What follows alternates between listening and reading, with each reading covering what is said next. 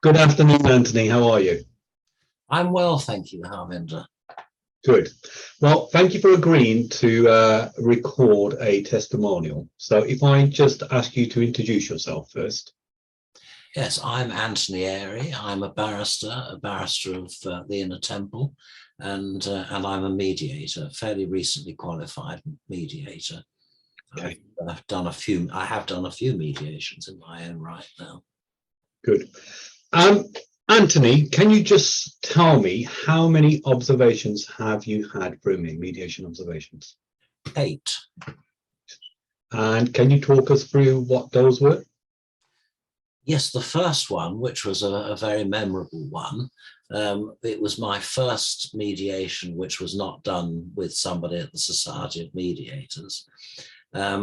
It was a boundary dispute. You advised me to log on at about 8:30 in the morning. The mediation was scheduled from 9 until 1, and I think I eventually logged off at 9:45 that evening. And the parties sent a consent order to the court by email at 9:30 that evening. All went quite well. The parties settled 3 o'clock in the afternoon. Council drew up the agreement, and when it was drawn up, the participants didn't like what they saw, so it all had to be reopened, and it was a very long, very interesting, very long drawn out process, but one that certainly required a great deal of skill and judgment on your part to keep it together, because it could so easily have collapsed.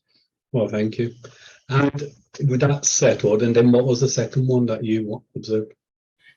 The next one was a construction dispute, construction work to a private house. The participant who was bringing the case, it was all pre-action, and the would-be defendant, they were ex. Oh yes, I remember.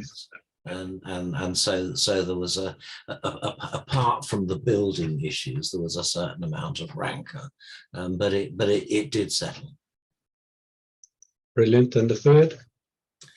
The third, well, that was a dispute about a kitchen, and unsatisfactory work, and we were treated to a mass of photographs. And it was rather an unsavory house, if I remember, but that also settled. And the next one was a landlord and tenant dispute, which was very interesting. It was a commercial property, and there was a tenant had wanted to surrender the lease, and there was a dispute about how much rent they should pay. So that settled quite well. And the next one was a community housing dispute, and that was very acrimonious, and it did not settle.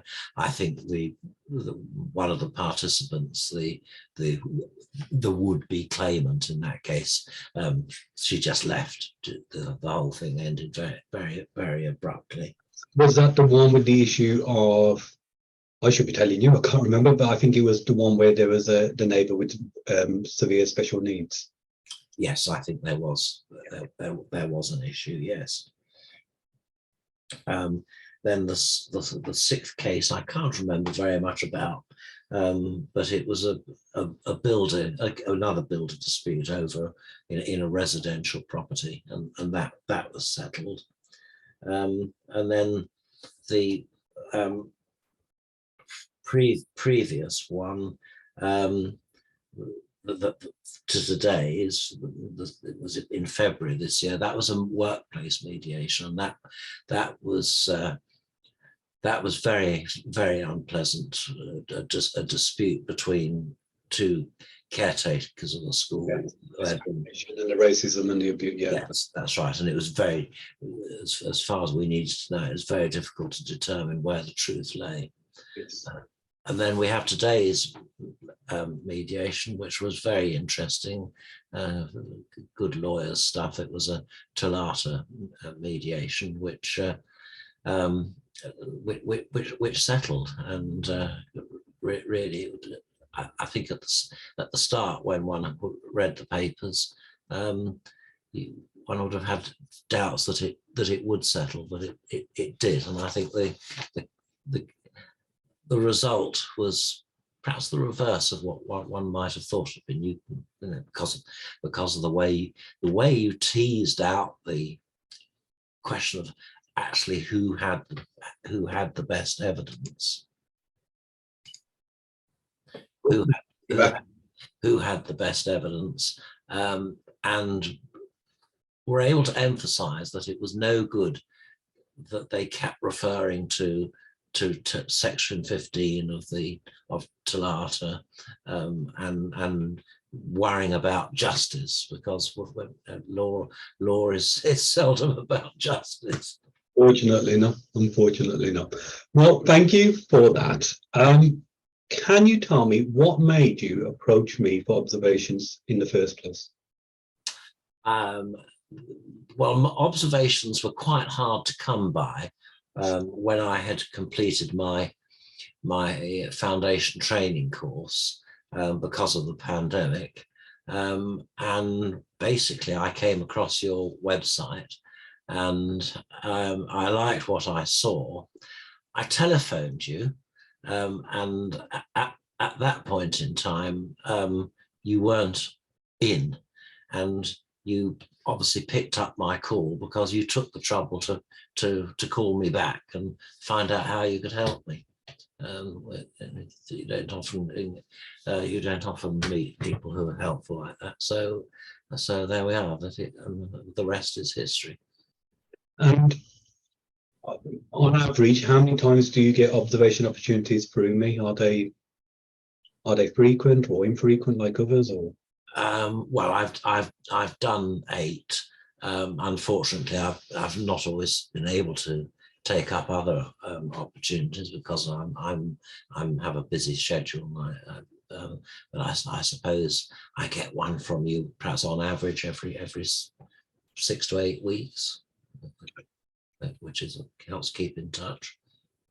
And what have you learned from observing me? Have you learned anything, or?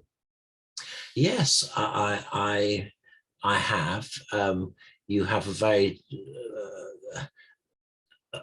very good way of bringing people down to reality.